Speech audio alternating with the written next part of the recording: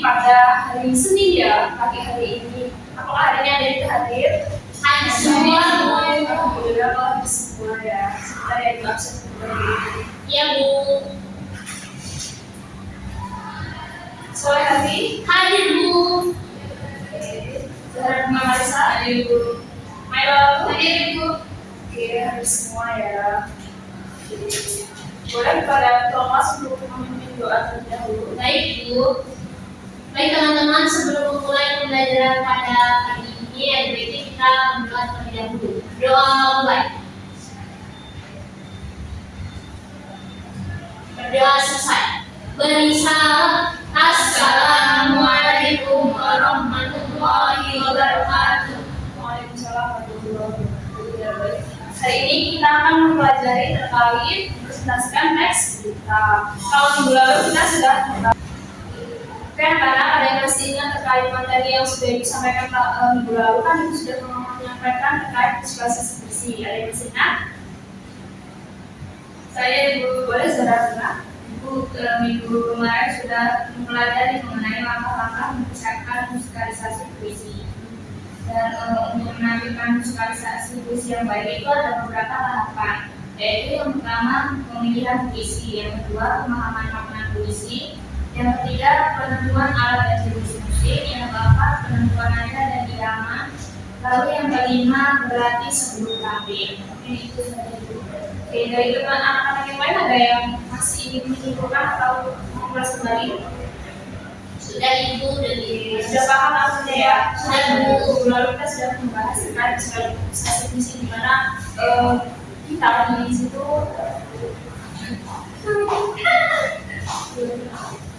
minggu lalu kita sudah membahas terkait visualisasi visi itu bagaimana cara kita menyampaikan perasaan kita melalui musik, ya, puisi gitu ya. Kemudian ada puisi itu tuh terdapat juga yang bukan puisi yang dibacakan atau deklamasi. Kemudian ada puisi yang disamping dengan diiringi dengan musik ya. Kemudian itu ada perpaduan musik, ada musik dan musik dalam tulisnya. Hari ini kita akan membahas terkait teks kita. Ada sudah tahu apa itu teks kita? Ada yang sudah tahu? Teks kita Main Bu. kita itu teks yang berisi sebuah informasi. Boleh dari surat ini? Itu tidak jauh dari Maya. Teks berita itu yang memberitahukan informasi secara fakta, aktual, dan terpercaya dulu. Ya bagus ya. Dan Mam sudah belajar ya? Sudah. Bagus ya. Aku sampai doang bunga enggak. Oh enggak, boleh besok lagi belajar terkait dulu ya. Kita akan mempelajari terkait presentasikan teks kita.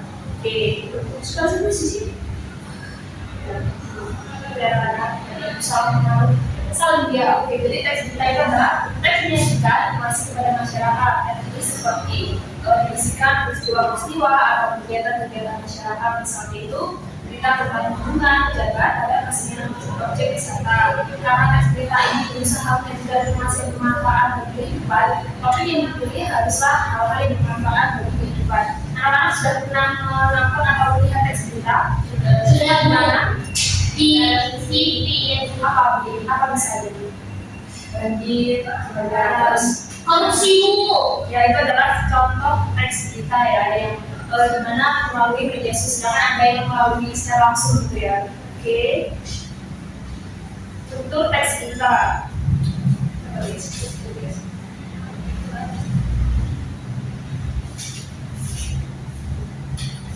Oke, kemudian itu ada struktur teks kita. Di sini terdapat 3, yaitu yang pertama apa? Boleh saya membaca. Yang pertama ada orientasi kedua atau pengantar peristiwa, yaitu berisi gambaran awal peristiwa atau pengantar tentang apa yang akan dibahas. Jadi orientasi atau pengantar peristiwa itu berisikan bagaimana cara kita biasanya berisi pertanyaan seperti apa, kemudian kapan gitu ya. Apa sih berita yang sedang trending saat ini gitu ya. Kemudian kedua boleh saya baca. Peristiwa utama rangkaian kejadian berita yang berdasarkan urutan kejadian secara kronologis atau rincian peristiwa yang terjadi. Ya, peristiwa utama atau rangkaian kejadian, nah itu berisikan seperti pertanyaan di mana kejadiannya, kapan kejadiannya, gitu ya. Dan kemudian yang terakhir boleh silahkan baca? Sumber berita atau sumber atau isi saksi mencantumkan pernyataan langsung atau kutipan dari pihak yang terlibat seperti narasumber, saksi, panitia atau tokoh terkait. Ya betul, ya terakhir itu adalah sumber berita, narasumber atau saksinya itu dari mana asalnya berita tersebut, gitu ya, dan siapa yang terlibat dalam berita tersebut, gitu. Oke, nah ada ciri-ciri kebahasaan teks berita. Yang pertama ada menggunakan kalimat berita atau deklarasi. Kalimat itu biasanya berfungsi untuk menyampaikan informasi atau fakta, bukan untuk memberikan bertanya atau mengajak. Biasanya digunakan dari itu. Biasanya kalimat berita ini menyampaikan informasinya itu informasi yang tidak hanya sekedar untuk bertanya, tapi menjelaskan budaya kita itu berita tersebut isinya apa. Kemudian yang kedua, bahasanya baku dan objektif. Nah, bahasanya baku itu supaya berita itu jelas, isi dan juga dipahami semua orang. Nah, objektif di sini berita itu tidak menggunakan dan tidak mengandung opini pribadi. Jadi berita yang menggunakan bahasa baku itu pasti orang-orang itu akan cepat memahami dan langsung menangkap apa isi berita tersebut. Nah, kenapa subjektif? Karena kalau misalkan kita menggunakan subjektif itu biasanya hanya menurut pandangan kita sendiri, gitu ya. Nah, dia itu pasti mengandung unsur 5W plus 1H. Setiap berita harus menjawab 6 pertanyaan dasar ada lengkap dan mudah dipahami. Yang pertama apa? Kemudian yang kedua itu siapa? Yang ketiga kapan? Yang keempat di mana? Yang kelima mengapa? Dan yang terakhir itu bagaimana? Anak-anak sudah paham terkait materi ini? Nah, di sini Ibu sudah memberikan contoh video teks berita. Kita Ibu akan tayangkan ya. Tidak bisa. Tidak bisa, guys. Sebentar ya, anak-anak.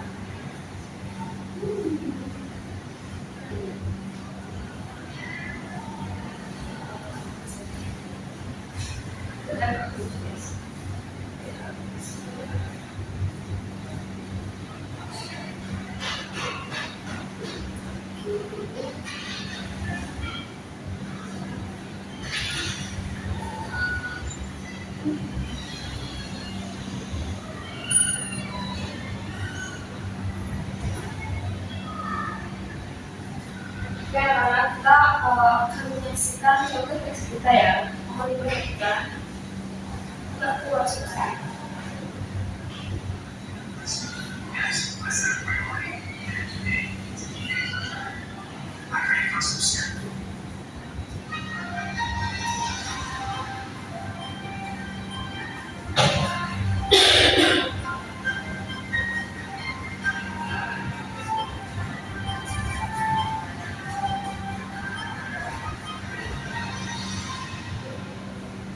Selamat datang pemirsa, kembali lagi bersama saya Ida Latifah dalam acara Agenda TV, mengulas berita aktual dan terpercaya.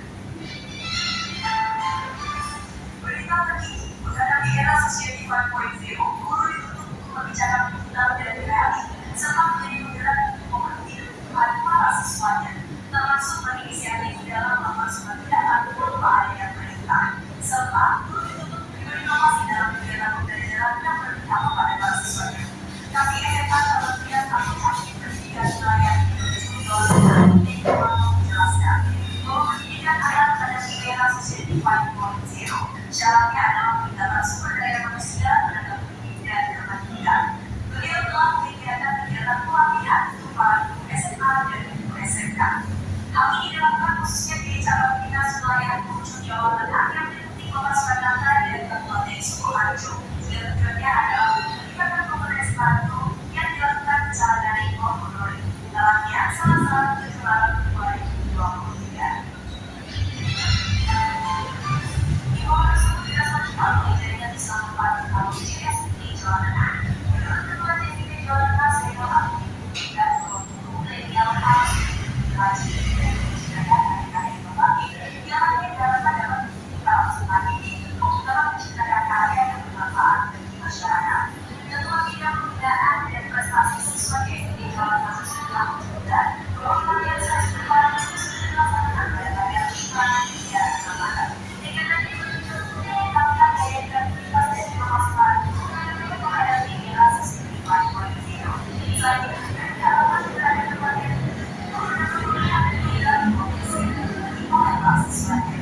Izinkan Anda untuk melihat tips dan strategi dalam organisasi. Tim KKN yang pelajar SMA dan budaya Sukabumi Ada di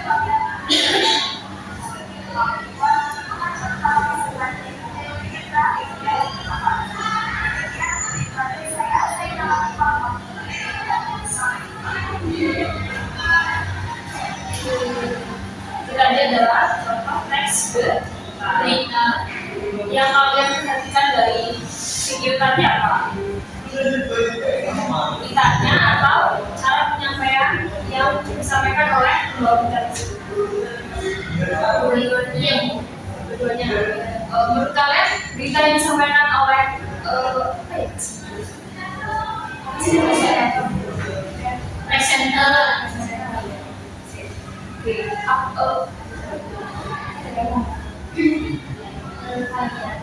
Menurut kalian yang sudah disampaikan dari presenter tadi, beritanya mudah dipahami tidak? Iya. Kenapa? Karena jelas. Gimana jelas? Ya betul. Itu tadi.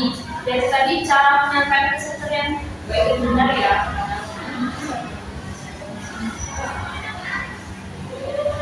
Kita baru materi lagi. Dari video tadi, menurut kalian apa yang kurang?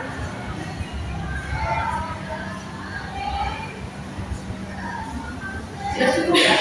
Jadi tadi cara presenter menyampaikan berita itu sudah mencakup gawe satu karena sudah jelas, informasinya juga jelas dan tidak terbelit-belit.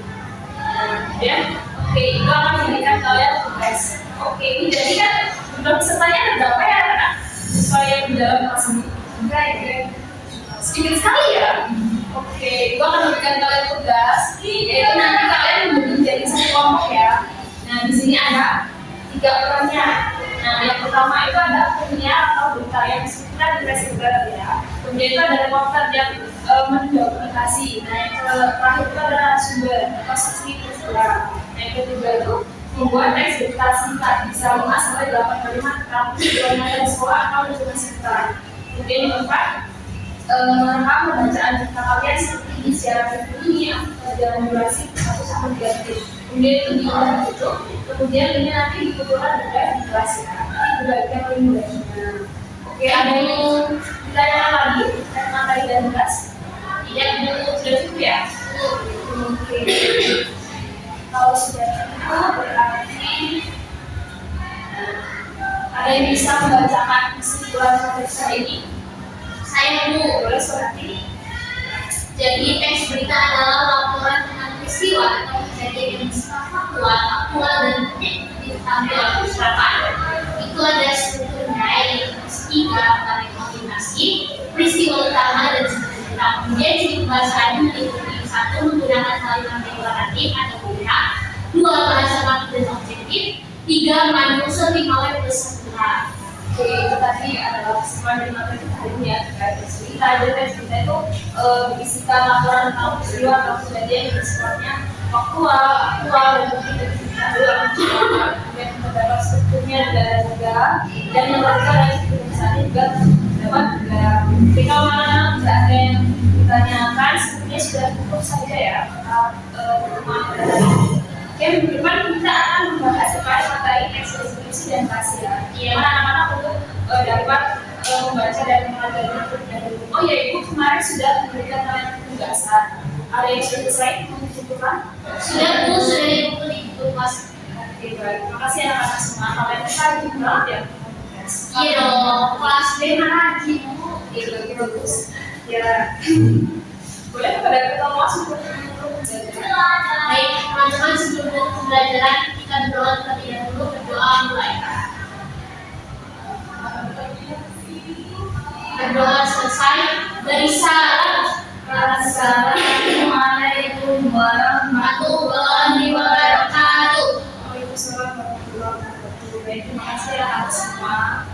Semoga materi yang sudah kita pelajari hari ini dapat bermanfaat untuk kita semua. Amin. Semoga kita bertemu lagi di debat ya. Ibu. Oke, tutup terlebih dahulu ya. Assalamualaikum. Waalaikumsalam. Terima kasih Bu. Baik, terima kasih atas kesempatannya. Di sini saya akan memberikan hasil penilaian terhadap calon guru yaitu Ibu Anissa Istiqomah dengan NPM akhir 08 materi tentang teks.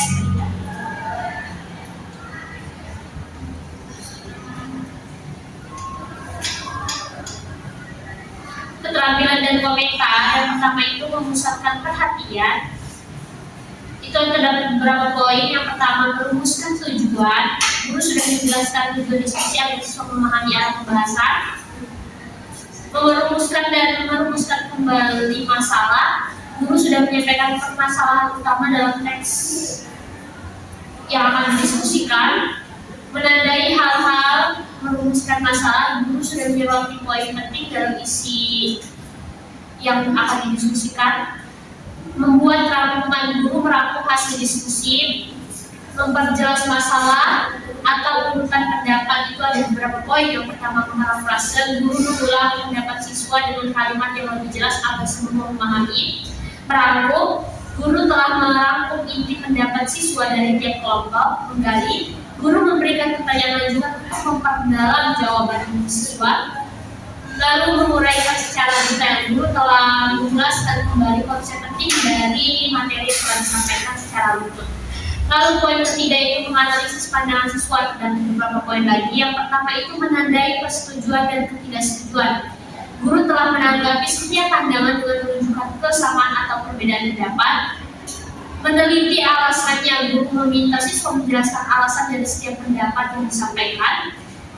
Selanjutnya itu meningkatkan urunan siswa. Terdapat beberapa poin. Yang pertama itu menimbulkan pertanyaan. Guru memancing pertanyaan agar lebih banyak siswa berpendapat. Menggunakan contoh, guru telah memberikan contoh konkret dari materi yang telah disampaikan. Menggunakan hal-hal yang sedang hangat dibicarakan. Guru mengaitkan isi materi dengan isu remaja masa kini. Menunggu, guru memberi waktu berpikir sebelum menunjuk siswa menjawab. Memberi dukungan, guru memberikan pujian atas partisipasi siswa. Lalu selanjutnya itu menyebarkan kesempatan berpartisipasi. Terdapat beberapa poin yaitu meneliti pandangan, mencegah pembicaraan yang berlebihan, menghentikan monopoli. Guru telah memastikan semua kelompok mendapatkan kesempatan berbicara, mengatur waktu agar tidak ada kelompok yang mendominasi, serta guru dengan sopan menghentikan siswa yang terlalu lama berbicara. Lalu yang terakhir yaitu menutup diskusi. Terdapat beberapa poin. Yang pertama meneliti pandangan, memberikan gambaran yang akan datang dan menilai. Guru meninjau kembali hasil diskusi dan pandangan siswa. Guru mengarahkan siswa untuk menyiapkan berdiskusi selanjutnya. Guru memberikan apresiasi dan umpan balik terhadap jalannya diskusi. Selanjutnya murid.